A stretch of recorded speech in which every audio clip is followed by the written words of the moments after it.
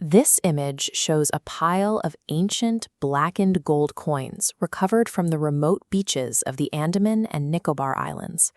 At first glance, they look like standard shipwreck debris, but inspect them closely, and every single coin carries the exact same unnatural marking, a spile carved to look as if it's pulling inward. Recovery teams found the exact same symbol gouged into the trunks of nearby coastal trees. Local authorities attributed the findings to standard pirate activity or historical trade routes, assuming the tides had simply dislodged ancient cargo. Marine researcher Dr. Mira Sanyal saw something else. The geographical distribution of the coins revealed a mathematically precise pattern. Instead of a random shedding of debris across the ocean, Sanyal recognized a deliberate, active signal. Months earlier, a man named Kabir was found drifting miles off any known shipping route. He was the sole survivor of a previous oceanic disappearance. Physically, he was barely alive. Mentally, he was entirely fractured. He refused to speak. He only drew relentless, overlapping spirals. And across every surface of his room, he wrote a single phrase: "It is still hungry."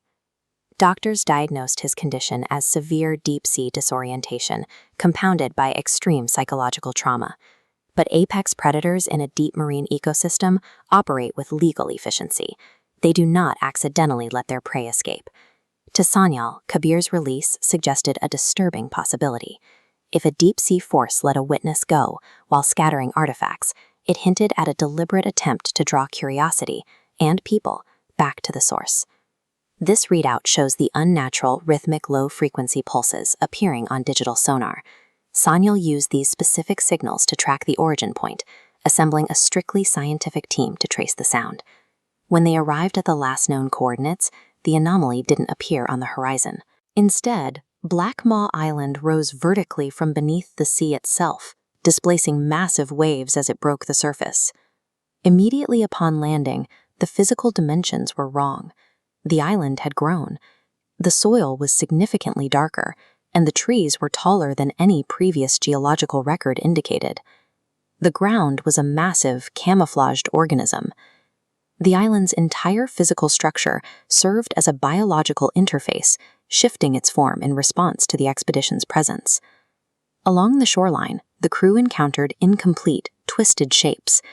They were physical protrusions of the island itself, attempting to mimic human forms. The entity's mimicry rapidly sharpened. It perfectly replicated the face of a deceased former crewmate, Victor. When it opened its unnaturally wide mouth, it spoke to the scientists using dozens of overlapping, stolen voices. Rather than launching a direct physical attack, the predator shifted its tactics. The creatures methodically surrounded the scientists, gently but firmly herding them inward toward a central opening. At the center, the crater known as the Black Maw was wide open. Beneath the water lay thousands of suspended living bodies, wired together into a massive neural network. The Black Maw operates as a hive mind intelligence.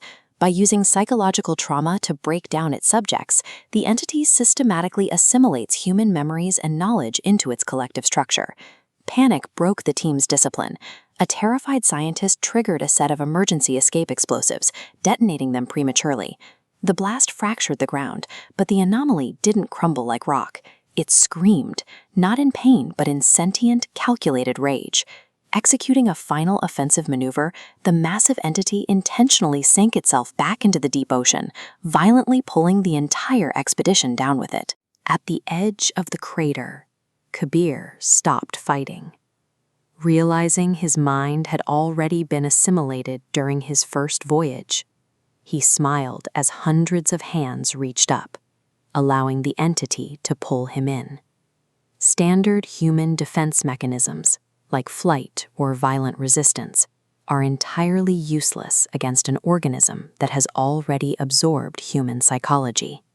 It anticipated their panic and used it to seal the trap. Days later, recovery teams found zero trace of the island or the crew. The only physical evidence left behind was a single empty lifeboat drifting near the Andaman Sea. Inside the boat was a distorted, impossibly calm audio transmission from Dr. Sanyal.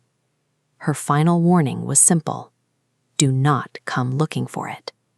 With the successful absorption of Signal's team, the Black Maw now possesses modern scientific knowledge and strategic foresight. It functions as an evolving intelligence that understands exactly how to find us.